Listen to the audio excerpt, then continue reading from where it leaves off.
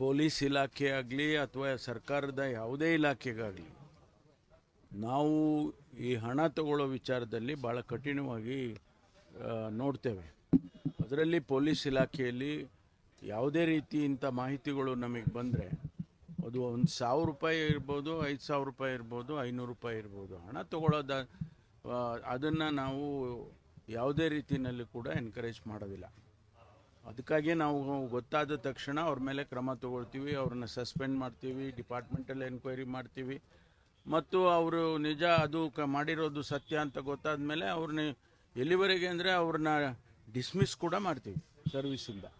ಹಾಗಾಗಿ ಯಾವುದೇ ಅಂಥ ವಿಚಾರಗಳು ನಮ್ಮ ಇಲಾಖೆಯಲ್ಲಿ ಗಮನಕ್ಕೆ ಬಂದರೆ, ಹಿರಿಯ ಅಧಿಕಾರಿಗಳಿಗಾಗ್ಬೋದು, ನಮ್ಮ ಗಮನಕ್ಕಾದರೂ ಆಗ್ಬೋದು, ಬಂದರೆ ಖಂಡಿತವಾಗಿ ಕಠಿಣ ತಗೊಳ್ತೀವಿ. ಇದನ್ನು ನಾನು ಸ್ಟ್ಯಾಂಡಿಂಗ್ ಇನ್ಸ್ಟ್ರಕ್ಷನ್ ನಾನೇ ಕೊಟ್ಟಿದ್ದೇನೆ.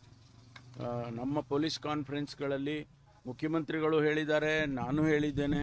ನಾವು ಯಾರೂ ಇದನ್ನೇ ಎನ್ಕರೇಜ್ ಮಾಡೋದಿಲ್ಲ. ಕಠಿಣವಾಗಿ ಕ್ರಮ ತಗೊಳ್ಳೋದಕ್ಕೆ ಸೂಚನೆಯನ್ನು ಡಿ ಜಿ ಅವರಿಗೆ ಈಗಾಗಲೇ ನಾವು ಪ್ರತಿ ಕಾನ್ಫರೆನ್ಸ್ನಲ್ಲೂ ಮಾತಾಡ್ತಿರ್ತೀವಿ ಮತ್ತು ಅದನ್ನು ಕಾರ್ಯಗತ ಮಾಡ್ತೀವಿ.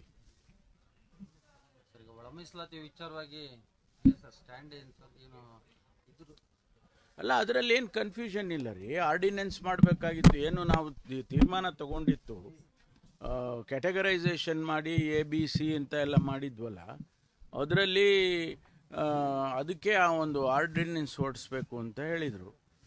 ಆ ನಿರ್ಧಾರ ಏನು ಸರ್ಕಾರ ಮಾಡಿದೆ ಅದನ್ನು ಆರ್ಡಿನೆನ್ಸ್ ಮೂಲಕ ಆನಂತರ ಆ್ಯಕ್ಟ್ ಮಾಡಬೇಕು ಅಂತ.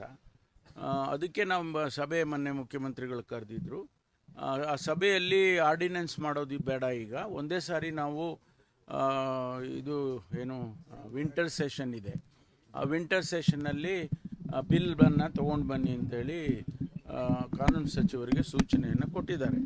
ಅದು ಬಿಲ್ ಆಗಿ ಬರುತ್ತೆ. ಅದು ಆದೇಶ ರದ್ದು ಮಾಡೋದಕ್ಕೆ ಸರ್ಕಾರ ಎಲ್ಲೋ ಒಂದ್ ಕಡೆ ತಂತ್ರಗಾರಿಕೆ ಮಾಡ್ತಿದೆ ಅಂತ ಹೇಳಿ ಇವರು ಗೋವಿಂದ ಕಾರಜೋಳ ಆರೋಪ ಮಾಡಿದ್ದಾರೆ. ಅವರಿಗೆ ನೋಡಿ, ಅವ್ರಿಗೇನು ಅರ್ಥ ಆಗಿಲ್ಲ. ಅದು ಅವರಿಗೆ ಇಂಟರ್ನಲ್ ರಿಸರ್ವೇಷನ್ನ ಮಾಡೋದು ವಿಚಾರದಲ್ಲಿ ಅವ್ರಿಗೆ ಸರಿಯಾಗಿ ಅರ್ಥೈಸ್ಕೊಂಡಿಲ್ಲ ಅಂತ ಅಂದ್ಕೊಳ್ತೀನಿ ನಾನು. ಅವರು ಕೂಡ ಅವರ ಕಾಲದಲ್ಲಿ ಏನೋ ಮಾಡೋಕ್ಕೆ ಹೋಗಿ ಅವರು ಎಲ್ಲ ಕನ್ಫ್ಯೂಷನ್ ಮಾಡಿ ಇಟ್ಟಿದ್ರು.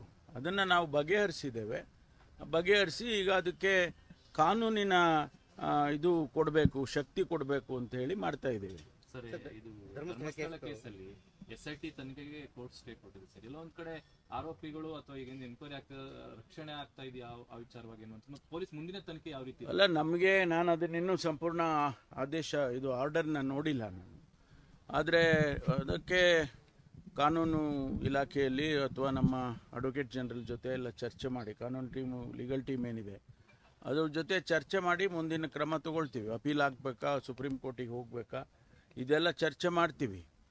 ಚರ್ಚೆ ಮಾಡಿ ಆಮೇಲೆ ಮುಂದಿನ ಕ್ರಮ ಏನು ಮಾಡಬೇಕು ಅಂತ ಹೇಳಿ ನಿರ್ಧಾರ ಮಾಡ್ತೀವಿ. ಸರ್, ಇವತ್ತು ರಿಪೋರ್ಟ್ ಸಲ್ಲಿಕೆ ಆಗುತ್ತೆ ಅಂತ ಹೇಳಿದ್ರಿ, 31 ಒಳಗಡೆ ಆಗ್ಬೋದು ಅಂತ ಹೇಳಿದ್ರಿ.